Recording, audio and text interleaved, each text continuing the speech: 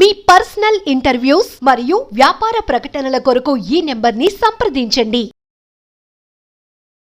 నమస్తే, నేను మీ Gopi. Welcome back to మనం టీవీ. బ్రేకింగ్ న్యూస్ అని చెప్పుకోవచ్చు. ఆంధ్రప్రదేశ్లో మరొక మంత్రి అయితే కన్ఫర్మ్ అవ్వడం జరిగింది. జనసేన నుంచి కీలక నేత అని చెప్పుకోవచ్చు. నాగబాబు గారు, పవన్ కళ్యాణ్ గారి సొంత అన్న నాగబాబు గారు అయితే మంత్రివర్గంలో చోటు దక్కబోతున్నట్టు వార్తలు వస్తున్నాయి.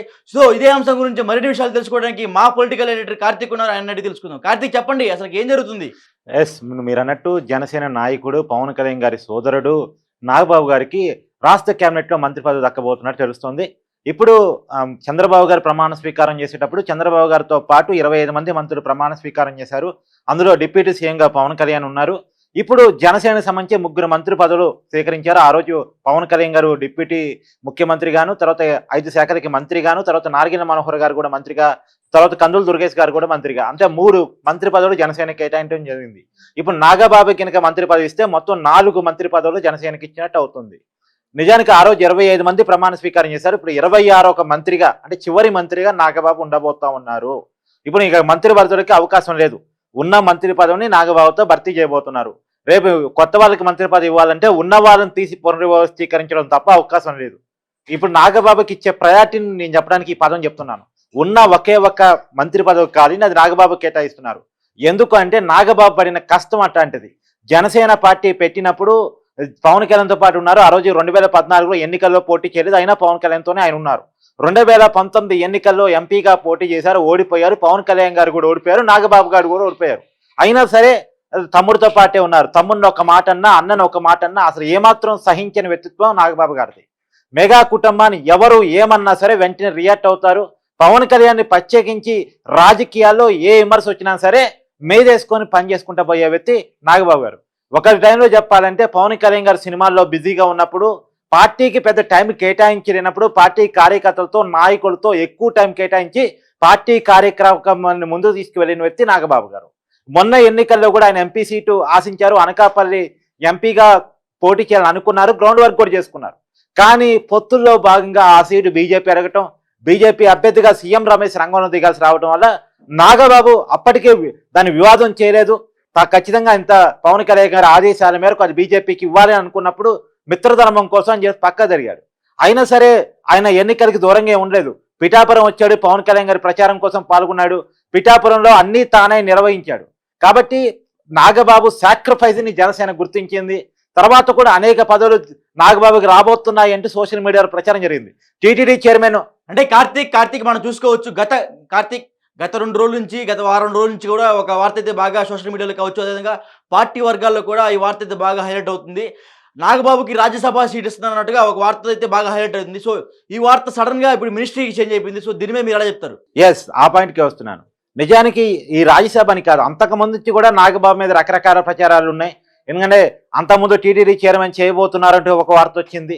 తర్వాత రాజ్యసభ సభ్యులని ఈ మధ్య కాలంలో బాగా చేశారు. కానీ వాస్తవం ఏంటంటే ఈ టీటీడీ చైర్మన్ అయినా, రాజ్యసభ సభ్యుడైనా సరే జనసేన అభిమానుల కోరిక మేరకు దాన్ని పెద్ద ఎత్తున ట్రోల్ చేశారు తప్ప కూటమి అఫీషియల్గా ఎక్కడ చెప్పలేదు ఈ పదవి నాగబాబుకి ఇస్తున్నట్టే చెప్పలేదు. ఎందుకంటే నాగబాబుకి సముచితమైన గౌరవం ఇవ్వాలని కూటమి నాయకులు అనుకుంటా ఉన్నారు. ప్రత్యేకించి ముఖ్యమంత్రిగా ఉన్నటువంటి చంద్రబాబు నాయుడు గారు అనుకుంటా ఉన్నారు.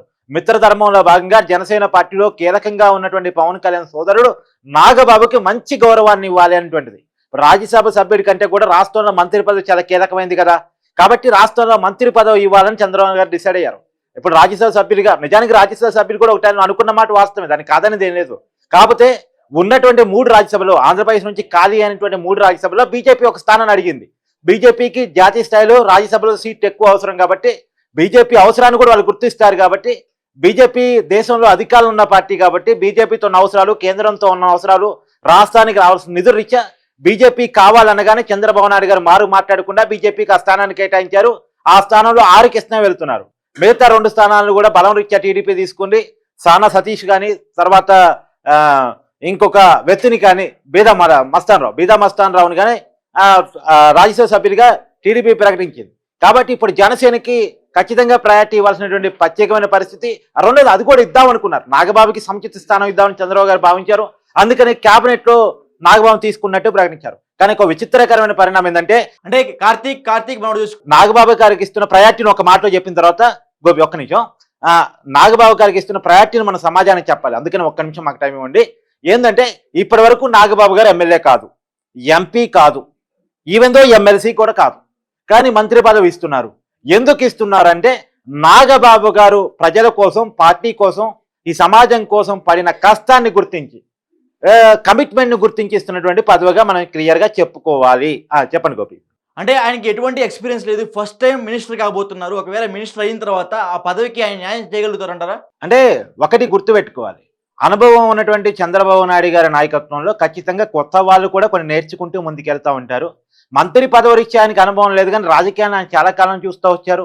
ప్రజారాజ్యం పార్టీ చిరంజీవి 2009లో పెట్టి, అంటే 2008లో పెట్టి 2009 ఎన్నికల్లో పోటీ చేసినప్పుడు కూడా నాగబాబు గారు చాలా కీ రోల్ పోషించారు. సో రాజకీయాల మీద ఆయనకు సమగ్రమైనటువంటి అవగాహన ఉంది. ఆయన RSS భావాజాలం నిండినటువంటి వ్యక్తిగా ఆయన ఎప్పుడు చెప్పుకుంటూ ఉంటారు. ఆయనకు అన్ని విషయాలు కొంత అవగాహన ఉంది. ఎప్పటి నుంచో రాజకీయాలు చూస్తూ వస్తున్నారు.